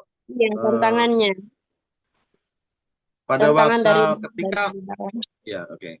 Tantangan dari luar pada masa gereja sedang mulai sedang mulai didirikan, istilahnya gitu ya, didirikan di mana orang-orang mulai percaya. Tantangannya adalah dari pemerintah ya pada waktu itu, ketika mereka kemudian disiksa, dibakar. Kalau kita ingat ya peristiwa gereja mula-mula itu, mereka dianiaya, mereka dibakar, mereka menjadi obor hidup. Kalau kita ingat ya di Roma, ya, bahkan rasul-rasul kan kemudian dibunuh. Ya. Jadi mereka tantangan imannya adalah ketika mereka mengabarkan Injil menjadi percaya, ya mereka mendapatkan persekusi dari pemerintah, ya istilahnya pemerintah lah ya, dari Roma pada waktu itu, sehingga mereka banyak yang dianiaya, dibunuh, dimatikan pada masa-masa itu. Tetapi kemudian dalam perjalanan gereja, masalah internal yang kemudian muncul adalah masalah pengajaran gereja, pengajaran gereja pada masa awal, abad-abad ke-3, sebenarnya abad kedua. Dan kalau kita membaca surat-surat Rasul Paulus, itu pengajaran-pengajaran sesat itu masuk ke dalam gereja ya, masuk dalam gereja, misalnya gnosis dan sebagainya. Muncul nanti juga kemudian pandangan-pandangan yang masuk, misalnya Sabellianisme, Arianisme. Nah, pengajaran-pengajaran yang seperti itu yang kemudian mau menjadi tantangan secara internal gereja. Ya tadinya gereja itu menghadapi tantangan dari luar dengan penganiayaan, pembunuhan dan sebagainya. Tapi kemudian ketika gereja itu mulai diterima, ya, maka eh, masalah timbul dari dalam, banyak pengajaran-pengajaran yang sesat. Nah, bagaimana gereja menghadapi ini? Yang pertama tentu ketika mereka menghadapi penganiayaan, ya mereka eh, apa memiliki iman yang kuat, imannya bertahan dalam gereja-gereja, saling mendukung dalam iman. Surat-surat Rasul Paulus disampaikan, dan itu memperkuat tahanan gereja walaupun terjadi penganiayaan. Sampai kemudian menghadapi internal, maka ada konsili-konsili, ya, apa namanya, rapat-rapat gereja secara ekumenis dilakukan untuk mencapai kesatuan pengajaran. Itu di gereja awal kayak gitu. Sampai kepada kemudian gereja berkembang, ya tentu memang pengajaran-pengajaran sesat itu tidak mati kan. Bahkan sampai sekarang ini benih-benih pengajaran sesat itu masih muncul gitu. Arianisme kemudian masuk menjadi ya saksi Yehova, kan. Pengajaran-pengajaran yang melenceng masuk ke dalam gereja, perpecahan gereja. Secara pengajaran juga ada gereja-gereja yang tidak sesuai dengan misalnya pengajaran Trinitas, ada gereja yang tidak sesuai dengan Trinitas yang menolak Allah itu sebagai Tritunggal, walaupun sebenarnya gereja awal sudah menegaskan bahwa gereja menganut paham Trinitas atau Tritunggal. Ya kan? Jadi memang pengajaran-pengajaran sesat itu masih ada juga dalam gereja gitu, sampai sekarang. Ya. Tapi dulu sebenarnya pengajaran-pengajaran sesat itu sudah diselesaikan dengan cara konsili-konsili ekumenis yang dilakukan. Ada 7 konsili ekumenis yang diakui di gereja secara universal, ya, dan kemudian konsili-konsili yang dilakukan oleh Katolik secara khusus, ya, walaupun tidak diakui secara universal. Nah, tetapi itu dilakukan, dan itulah cara-cara gereja untuk menangani masalah. Itu tadi ya, Ibu Bernis, ya. Begitu mungkin jawaban saya. Mungkin ada teman-teman yang mau menambahkan, silahkan. Saya mengingat kayak gitu aja sih.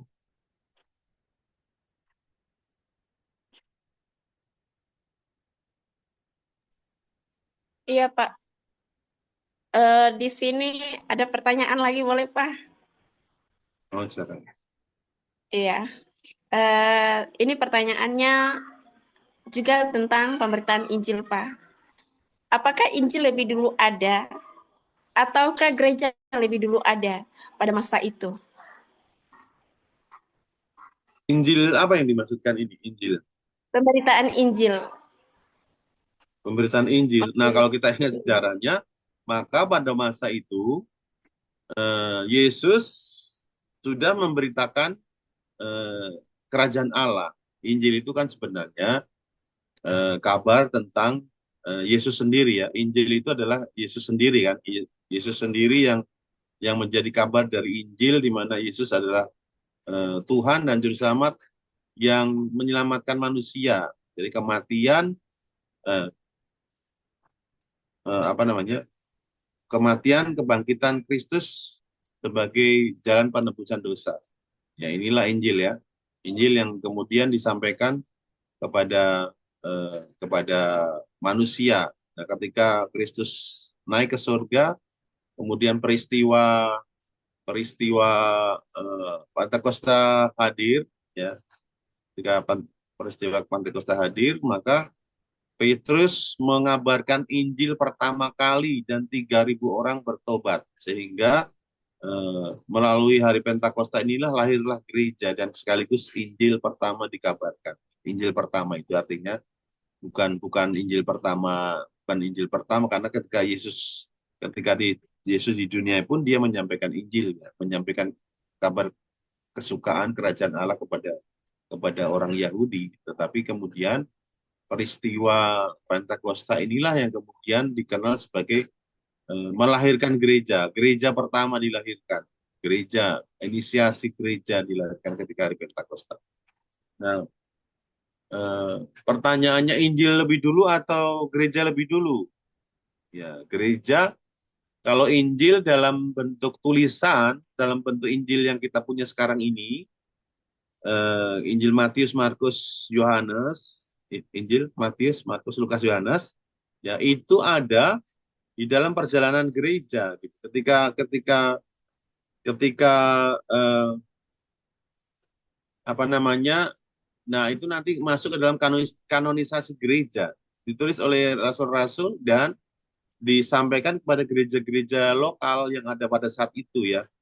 Pada saat itu paling tidak ada 7 gereja yang dituliskan di dalam di dalam Wahyu itu ya. Itu terutama ada di Turki ya, masih sekarang ini ada di Turki ya, banyak ya. Ya, walaupun itu kemudian termasuk juga Yerusalem dan Roma itu di luar Turki ya, dan kemudian Antioquia. Tetapi 7 jemaat itu hampir semuanya ada di Turki.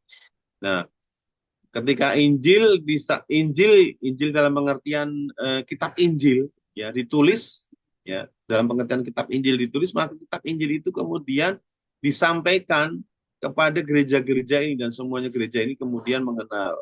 Baik itu juga kemudian tulisan-tulisan Rasul Paulus, Rasul Petrus, dan semua tulisan-tulisan yang sekarang ini ada di dalam Alkitab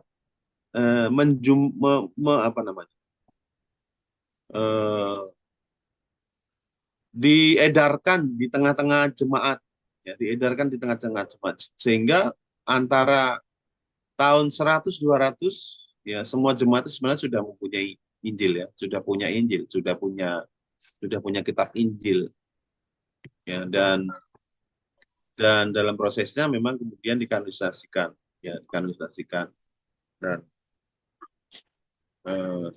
saya lupa itu di konsili apa yang dikanonisasikan. Tetapi ini adalah sebuah perjalanan di mana kalau dikata gereja dulu atau Injil dulu, kitab Injil memang ada setelah gereja mula-mula tadi ya. Di dalam proses bergereja, maka Injil itu kemudian nanti dikanonisasikan, itu artinya dikenali oleh jemaat secara umum sebagai kitab yang berasal dari Tuhan, yang diilhamkan oleh Tuhan, gitu ya, yang ditulis oleh rasul-rasul. Begitu Ibu Fernis. Sebagai kitab ya, Injil sebagai kitab. Tetapi pemberitaan Injil sudah dilakukan bahkan ketika Yesus mengutus 70 murid-muridnya, itu kan juga pemberitaan Injil, ya, memberitakan Injil. Sebenarnya sudah dilakukan pada masa Yesus. Ya, dan Rasul Petrus pada masa turun Pentakosta itu memberitakan Injil kepada 3.000 orang percaya. Begitu Ibu Fernis ya. Iya Pak, terima kasih untuk penjelasan yang luar biasa Pak. Iya Pak. Kembalikan. Mau bertanya lagi nih Pak, berkaitan Ya, tadi yang Bapak sampaikan tentang ada 7 jemaat ya di kitab Wahyu itu ya Pak ya. Yang mereka itu kan juga jemaat-jemaat yang di Asia kecil ini kan akhirnya kan banyak nih Pak yang akhirnya mereka bukan lagi menjadi orang yang percaya ya. Bahkan sekarang itu kan Islam lebih banyak di sana ya Pak ya. Yang mau saya tanyakan, menurut pandangan Bapak kenapa ini bisa terjadi ya Pak? Kekristenan bisa merosot tajam di sana gitu ya Pak. Orang meninggalkan kepercayaan mereka gitu Pak. Apa hal yang membuat mereka itu bisa berpaling gitu Pak, meninggalkan iman gitu. Sebenarnya bukan berpaling Pak, tapi karena kemudian invasi oleh Islam yang besar-besaran pada masa itu, sehingga kemudian gereja sekarang masih ada orang-orang yang beribadah di Turki, itu masih ada, di gereja-gereja itu masih ada, walaupun gereja-gereja yang besar itu yang disebutkan itu sudah tidak ada lagi ya, gereja secara kayak misalnya gereja di Smyrna, gereja di Laodikia, bangunan-bangunan gereja itu sudah tidak ada, sudah hancur ya. Efesus sudah tidak ada, tetapi masih ada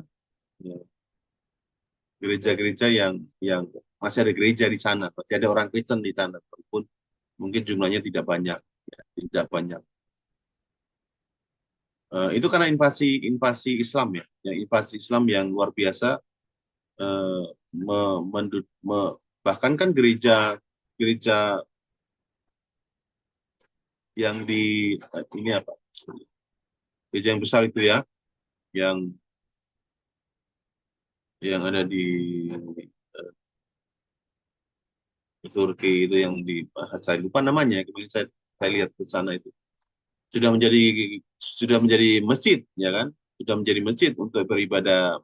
Dulu kan itu gereja, masih ada gambar-gambar Iya, di masjid itu, masih ada gambar-gambar kekristenan di langit-langitnya, ya, di langit-langitnya masih ada gambar-gambar kekristenan, tapi kemudian tetap dipakai untuk ibadah Islam, ya. Eh, apa itu gereja Pink itu ya, Bapak Ibu, ya, di Istanbul itu ya, saya lupa namanya.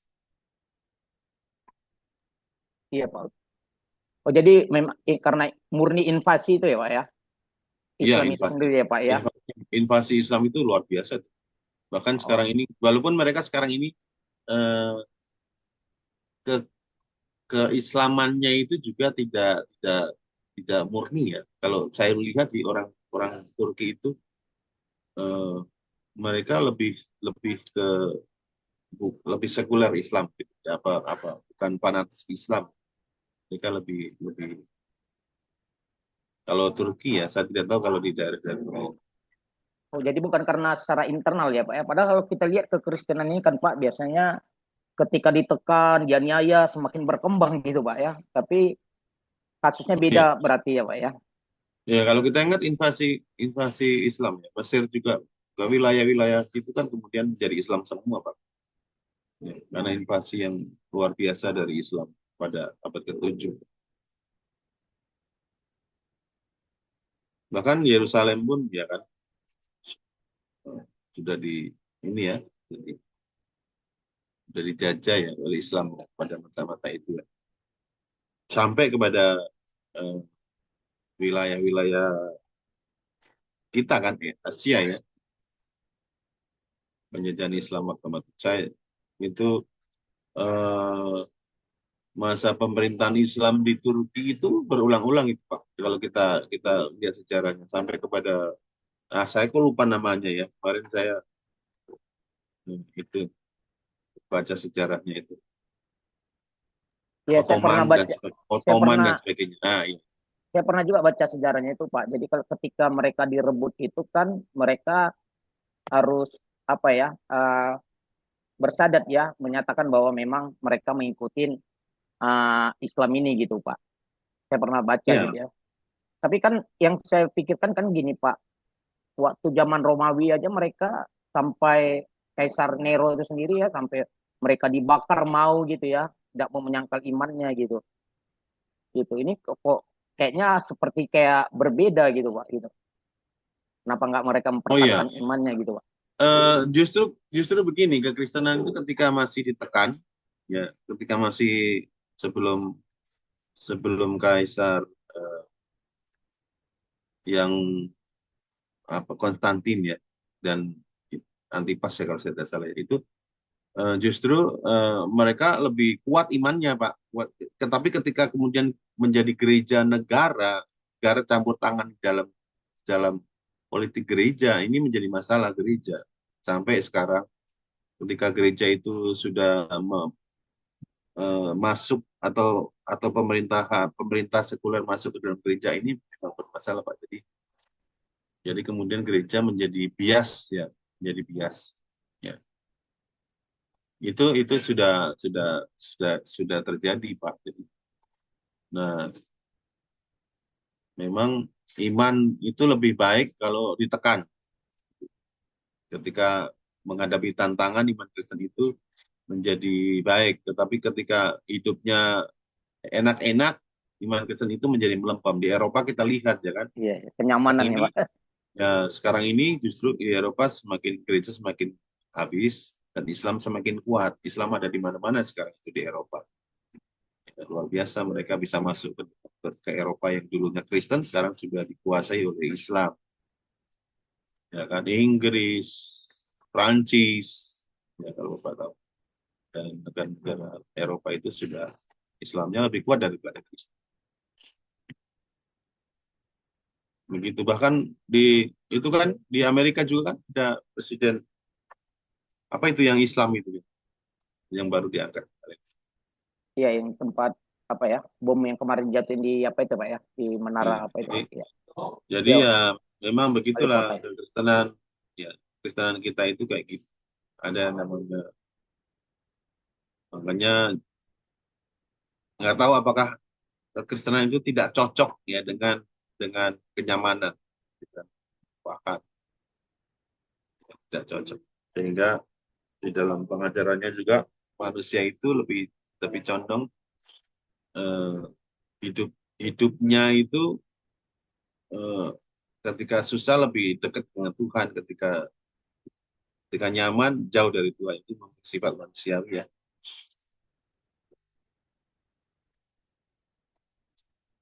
Gitu. Jadi Mau memang kalau respon sedikit, Pak, sedikit makasih, Pak Pak. Tri. ya silakan Pak John, silakan. Tadi sangat menarik dari yang Pak Roy katakan, mungkin ya pemikiran kita tentang 7 jemaat itu bisa hilang yang raib ya. Pak Tri udah jawab tadi dari sisi sejarah. Memang Kekaisaran Ottoman itu kan sempat menguasai dunia ya, sampai bisa mendirikan masjid di Yerusalem, dan itulah hasilnya sampai sekarang ya. Itu bisa sekuat itu. Tapi aku melihat seperti ini juga sebenarnya Pak Roy. Ini polanya Tuhan juga sebenarnya di baliknya. Karena waktu itu kan berulang aja sebenarnya polanya. Waktu dulu kekristenan itu berjaya di awal-awal di pusat tadi Yerusalem, Pak Tri juga udah singgung dari awal tadi. Kemudian kan dari Yerusalem itu penganiayaan hebat kan di Yerusalem. Itu ada satu situasi politik juga yang mengharuskan mereka keluar dari Yerusalem. Bahkan sampai di kitab Kisah Para Rasul itu kan, di kisah 8 itu hanya para rasul yang bisa bertahan di Yerusalem. Tetapi itu menjadi penyebaran yang Tuhan pakai sampai ke Samaria, Yudea, ke ujung dunia. Kalau di kitab Kisah Para Rasul itu kan terakhir itu kan sebenarnya yang sangat clear sampai di Roma. Itu kemudian gereja itu juga bergeser, yang tadinya di Yerusalem kemudian masuk ke Antioquia, kemudian ke Roma, nanti ke Alexandria yang Bapak tadi udah lanjutkan, dan seterusnya nanti pecah. Jadi waktu di kitab Kisah Para Rasul, 7 gereja itu kan dikuatkan Tuhan ya. Kita tahu masih Yohanes menuliskan itu untuk menguatkan 7 gereja itu. Tetapi dengan tadi geopolitik yang ada kan, memang mereka tidak kuat secara komunitas bahkan sampai sekarang, walaupun peninggalannya dalam sejarah jelas. Tapi saya percaya ketika itu terjadi juga, Kekaisaran Ottoman lah yang berkuasa, itu tidak memungkinkan mereka berkembang di sana. Tapi imannya itu tadi seperti Pak Tri bilang tidak gugur sebenarnya. Tapi tempat itu bukanlah tempat yang menjadi ladang misi yang ideal saat itu. Akhirnya terjadi penyebaran berikutnya. Saya percaya ini juga lah yang mungkin kemudian lebih kepada ke Eropa, tidak lagi dari Asia kecil itu, lebih Eropa ke tengah, ke negara-negara besar. Kemudian dari Eropa inilah yang mengalihkan mungkin juga kita ke Asia ya, invasi kemudian mereka ke Asia. Jadi kalau aku tanya, kalau bagi aku sih Pak Roy, geopolitik mungkin bisa ada terhapus di sini. Bahkan kita tahu ya, api misi Eropa udah padam ya. Kita dulu dunia, Eropa lah pusat misionaris. Tetapi kemudian apinya padam, menyala di Amerika. Amerika lah kemudian melanjutkan misi, tetapi tadi suam-suamnya mulai ada di Eropa, suam-suam, bahkan negara menjadi sangat makmur, negara tidak membutuhkan Tuhan, justru kejatuhan kekristenan di situ. Kemudian di Amerika mereka juga nyaman, menjadi humanistik, juga jatuh misinya di Amerika sekarang. Gereja kita, gereja pribadi, gereja kami aja di Amerika itu, wah hampir tiap tahun ada yang tutup. Karena lawannya bukan lagi tentang ajaran agama lain, tetapi humanisme sebenarnya. Bahkan saya kadang-kadang berpikir hak asasi manusia lah sebenarnya sekarang agama terbesar. Karena setiap ada hak asasinya diganggu, itu jadi masalah hukum. Jadi segala hal. Jadi menyangkal diri itu tidak dikenal lagi di dalam kekristenan. Kalau ada haknya terganggu, udah pasti kasus. Tapi Tuhan juga bekerja sekarang. Di negara dunia ketiga juga jadi kebangunan rohani. Bahkan di internal kami di gereja berbalik sekarang, yang dulu Amerika yang membuka misi ke Asia, sekarang Amerika belajar ke Asia untuk bagaimana melakukan misi. Jadi aku percaya Pak Roy, ya Tuhan menggunakan semuanya juga untuk menjangkau yang belum terjangkau. Itu sih dalam pandangan saya, Pak. Terima kasih. Ya, setuju Pak John. Pak John. Ya, memang ya secara rohani kayak gitu ya. Jadi gereja memang merambat gitu. Gereja sekarang di Asia ya, yang Korea juga sudah mulai mundur ya. Jadi kemarin Korea luar biasa, tapi sekarang saya lihat Korea sudah mulai mundur lagi. Saya nggak tahu apakah ini sekarang nanti mungkin masuk ke Afrika dan sebagainya. Kita lihat sekarang Nigeria yang menjadi tekanan luar biasa dari iman Kristen. Saya tidak tahu apakah itu juga akan menjadi sesuatu nanti. Tapi memang pergerakan iman yang dari Asia kecil waktu itu kemudian merembet ke Eropa, ya kan, karena kan Turki juga dibagi menjadi dua kan, Asia dan Eropa kan. Lewat Istanbul sudah ke Eropa dan seterusnya. Kemudian Injil ya dibawa ke Eropa dan terusnya dari Eropa ke Amerika, karena orang Eropa yang kemudian mencari dunia yang lain, Amerika menjadi tujuan. Dan benarlah itu mungkin ya, karena saya tidak tahu apakah memang itu maksud Tuhan ya, ketika Kristenan itu mati oleh karena kenyamanan. Saya tidak tahu apakah ini memang pola yang benar ya. Pola yang seperti itu ya membuat apakah orang memang manusia itu tidak bisa hidup nyaman. Ketika nyaman hilang ya, imannya hilang gitu ya. Karena merasa tidak membutuhkan lagi Tuhan gitu. Ketika hidupnya sudah enak, mapan, banyak uang, makanya itu kan mamon menjadi Allahnya, bukan Tuhan lagi. Ya, kemudian humanisme tadi benar sekali, humanisme di Amerika ini sekarang luar biasa ya. Jadi manusia, bahkan di mana-mana humanisme ini sudah menjadi agama yang nomor satu gitu. Manusia tidak boleh melukai sesamanya dalam hal apapun juga, secara hukum sudah menjadi masalah gitu. Ya, kalau menghujat Tuhan boleh, tapi kalau manusia nggak boleh. Manusia ini sudah menjadi Tuhan yang luar biasa. Ya, mudah-mudahan sih di Indonesia kita tidak kehilangan iman ya, karena kan kita minoritas ya, dalam pengertian bahwa kita ini ada dalam kondisi tekanan, sehingga iman kita itu tetap bisa hidup begitu ya. Ya, bisa hidup ya. Di Tuhan kalau nanti sampai Kristus datang, kita masih memiliki iman ya di Indonesia. Ya begitu Bapak Ibu, saya kira memang perjalanan iman kita dalam gereja ya mengalami pasang surut ya. Dan karena itu kita melihat bahwa di balik pasang surut itu Tuhan berkarya, ya Tuhan bekerja. Saya percaya bahwa sampai kepada Injil diberitakan di seluruh dunia, ya, maka itulah mungkin cara Tuhan yang Tuhan lakukan. Dan yayasan misi-misi yang harus ada nanti akhirnya akan membawa Injil sampai kepada ujung dunia. Saya tidak tahu ujung dunia itu akhirnya di mana, tetapi kegenapan akan terjadi ya, sehingga gereja itu akan ada di mana-mana. Saya tidak tahu apakah Eropa nanti juga akan kembali kepada imannya. Ketika Islam sudah menguasai, mereka menjerit. Saya lihat mereka mulai menjerit karena mereka tidak bebas lagi. Ya. Iman Islam sudah menguasai kehidupan sosial mereka. Mana-mana orang beribadah di jalan-jalan, itu membuat mereka risih sebenarnya. Dan saya pikir, saya percaya gereja juga akan bangkit lagi lah di Eropa. Oke, baik. Begitu saja pada malam hari ini. Saya pikir kita sudah jam 7 lewat ternyata ya. Terima kasih Pak Tri. Iya. Halo. Iya Pak. Oke, akhirnya jam 7 Pak kita selesai Pak. Pas Pak. Iya. Ya.